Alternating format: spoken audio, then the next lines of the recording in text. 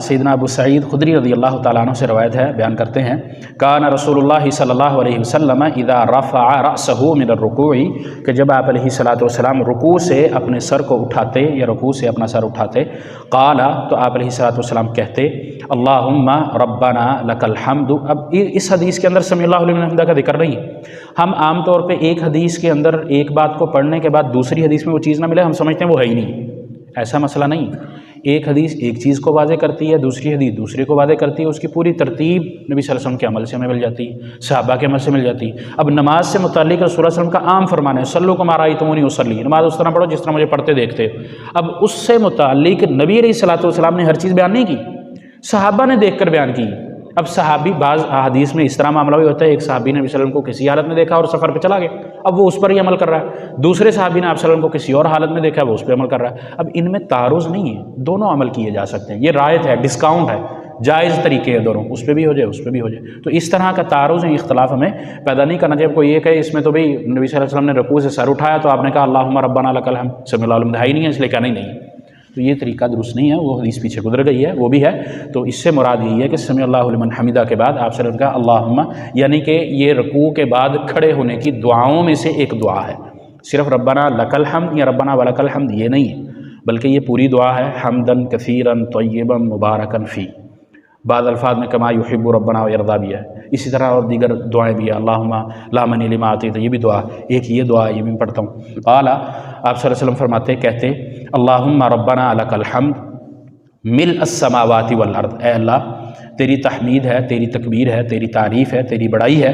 ملء السماوات والارض، اتنی تعریف جس سے زمین و آسمان بھر جائے، وملء ما شئت من شیء بعد، اور ہر وہ چیز جسے تو بھرنا چاہے، ہر وہ چیز جسے تو بھرنا چاہے وہ بھی بھر جائے، اہل الثناء والمجد، اے تعریف اور بزرگی کے مالک، یہ اللہ رب العالمین کی تعریف بیان کی جا رہی، احق ما قال العبد، بہترین بات جو کسی بندے نے کہی، وکلنا لک عبد، اور ہم سارے ہی تیرے بندے ہیں، اللہم اے اللہ لا مانی لما اعطیت،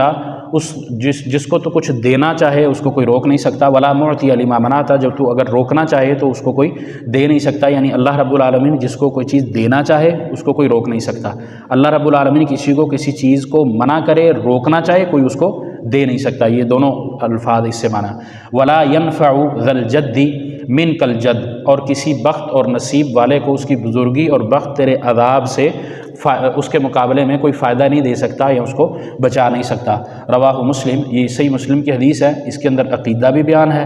یہ کلمات عظیم ترین بھی ہیں، اللہ رب العالمین کی بڑائی بھی ہے، بزرگی بھی ہے، تعریف بھی ہے، اور عقیدہ اس میں کیا ہے؟ عقیدہ بڑا اہم پہلو ہے اس کا، اور یہ رسول اللہ صلی اللہ علیہ وسلم صحیح بخاری کی ایک حدیث بھی ہے جس میں آپ اپنی بیٹی کو مخاطب کرتے ہیں، اپنی پھپھو کو مخاطب کرتے ہیں، اور اپنے قبیلے والوں کو بھی مخاطب کرتے ہیں کہ عمل کر لو، محمد علیہ الصلوۃ والسلام تمہارے لیے قیامت کے دن کچھ نہیں کر سکتا، آج بات مان لو۔ تو اس کے اندر یہی چیز ہے، لا مانی لما اعطیت ولا معطی لما منعت، جس کو اللہ کچھ دینا چاہے اس کو کوئی روک نہیں سکتا، اور جس کو اللہ نہ دینا چاہے اس کو پوری کائنات پوری خلقت نہیں دے سکتی۔ اس کے اندر پیر فقیر بزرگ ولی جتنے بھی بڑے بڑے دعوے دار ہوں، وہ ہاتھ دیکھنے والے ہوں، کوئی ڈاکٹر ہے کوئی حکیم، کچھ بھی ہے، سارے رسول اللہ صلی اللہ علیہ وسلم سے بڑی ذات تو کوئی بھی نہیں۔ صحیح بخاری کی روایت تفصیل ہے، لمبی ہے، اس میں نبی صلی اللہ علیہ وسلم آپ اپنی بیٹی کو کہہ رہے ہیں، جب بیٹی کو کہہ دیا، اور بیٹی بھی کون سی؟ فاطمہ رضی اللہ تعالیٰ عنہ، جو سب سے زیادہ پیاری تھی، چھوٹی تھی، لاڈلی تھی، تو آپ علیہ الصلوۃ والسلام نے ان کو مخاطب کر کے کہا، پھپھو کو مخاطب کر کے کہا، قبیلے والوں کو مخاطب کر کے کہا کہ آج عمل کر لو گے تو پھر آخرت میں پالو گے، ورنہ محمد صلی اللہ علیہ وسلم کے ہاتھ کھڑے ہوں گے۔ تو یہ جب آپ صلی اللہ علیہ وسلم کے بارے میں خود آپ صلی اللہ علیہ وسلم نے یہ بات کہہ دی تو پھر کوئی پیچھے تو رہتا ہی نہیں ہے۔ ہم آج ہی بلکہ ایک سوال آیا کہ قبر میں مٹی پڑھ کے رکھتے ہیں، اس سے مردے کو کیا فائدہ ہے؟ وہ بھی مٹی ہے وہ بھی مٹی ہے، اس کے لیے تو برابر ہے، آپ جتنا مرضی اس کو پڑھ لیں۔ ہاں جو زندگی میں وہ پڑھ کے گیا وہ اس کو فائدہ دے گا، اب قبر میں سلسلہ ختم ہے، اس کے اپنے اعمال اس کے ساتھ ہیں، اس کو اب کوئی چیز فائدہ نہیں دے گی سوائے اس کے اپنے عمل سے۔ تو اس لیے بعد میں جو دھکے ہم نے لگانے ہیں، اس سے بہتر یہ ہے کہ دنیا میں کچھ کر جائیں، بعد کے دھکوں کا نہ ہمیں فائدہ نہ ان کو فائدہ، کیونکہ ہم تو کچھ بھی نہیں پہنچا سکتے، ہم تو ایک روشنی تھوڑی سی نہیں پہنچا سکتے، ورنہ قبر میں ہم روشنی دے دیں اپنے پیارے کو، ہم دفنائیں کیوں؟ لیکن ہم کر کچھ نہیں سکتے، یہ عقیدے کا مسئلہ ہے، سمجھنے کی چیز ہے۔ بہرحال نبی علیہ الصلوۃ والسلام کی یہ بڑی عظیم دعا ہے، آپ علیہ الصلوۃ والسلام رکوع سے جب کھڑے ہوتے تو جو باقی دعائیں ہیں ان دعاؤں میں آپ علیہ الصلوۃ والسلام یہ بھی پڑھتے، اور یہ آپشن ہے،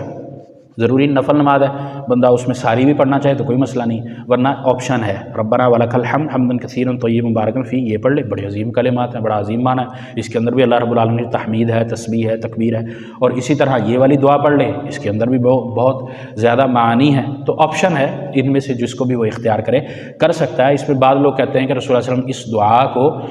نفل نماز میں پڑھا کرتے تھے، لیکن وہ بات درست نہیں ہے، جیسے کہ صحیح مسلم میں برا بن عازب رضی اللہ تعالیٰ عنہ سے بھی حدیث ہے کہ آپ علیہ السلام اس دعا کو فردوں میں پڑھا کرتے تھے، فرض نماز میں اس کا پڑھنا ثابت ہے۔ دعا کلمات اس کے میں ایک دفعہ پھر دوہرا دیتا ہوں، آپ اس کو یاد کریں، یاد نہیں ہے تو کر لینی چاہیے، یاد ہے تو الحمدللہ۔ دعا ہے جو آپ صلی اللہ علیہ وسلم رکوع کے بعد کھڑے ہو کر پڑھا کرتے تھے، اس سے یہ بھی پتہ چل جاتا ہے کہ رکوع کے بعد کھڑا کتنا ہوتا ہے۔ ہمارے عام بعض نمازی رکوع سے کھڑے ہوئے اور فوراً سجدے میں چلے گئے، اتنے میں ربنا لک الحمد تو پڑھا جا سکتا ہے، 3 الفاظ ہیں، لیکن یہ باقی دعا پوری نہیں پڑھی جا سکتی اتنے میں، یہ اس وقت ہی پڑھی جا سکتی جب ہم اطمینان سے کھڑے ہوں، اور اطمینان سے کھڑا ہونا ہی نماز کے لیے شرط ہے، اس کا ہر جز خشوع اور خضوع والا ہوگا تو پھر ہی قبولیت والی، ورنہ تیز سے نماز نبی صلی اللہ علیہ وسلم کے پاس صحابی تھا، اس نے ایک دفعہ نماز پڑھی، آپ صلی اللہ علیہ وسلم آئید، پھر پڑھی آپ صلی اللہ علیہ وسلم آئید، پھر پڑھی، پھر آپ صلی اللہ علیہ وسلم آئید، وجہ سبب کیا تھا؟ جلدی جلدی پڑھ رہا تھا، پھر اس نے کہا نبی صلی اللہ علیہ وسلم مجھے تو یہی طریقہ آتا ہے، تو آپ مجھے بتا دیجئے کہ کس طریقے سے میں نماز ادا کروں۔ اس کے اندر جلد بازی ہی تھی اور کوئی چیز نہیں تھی۔ آپ علیہ السلام نے پھر اس صحابی کو نماز سکھائی، ورنہ 3 دفعہ نماز آپ صلی اللہ علیہ وسلم لٹوائی، کیوں؟ جلدی کر رہا تھا۔ تو اس لیے نماز کے اندر جلد بازی بھی نہیں ہونی چاہیے، خشوع خضوع کا یہ حصہ ہے۔ دعا ہے اللہم ربنا لک الحمد ملء السماوات والارض وملء ما شئت من شیء بعد اہل الثناء والمجد احق ما قال العبد وکلنا لک عبد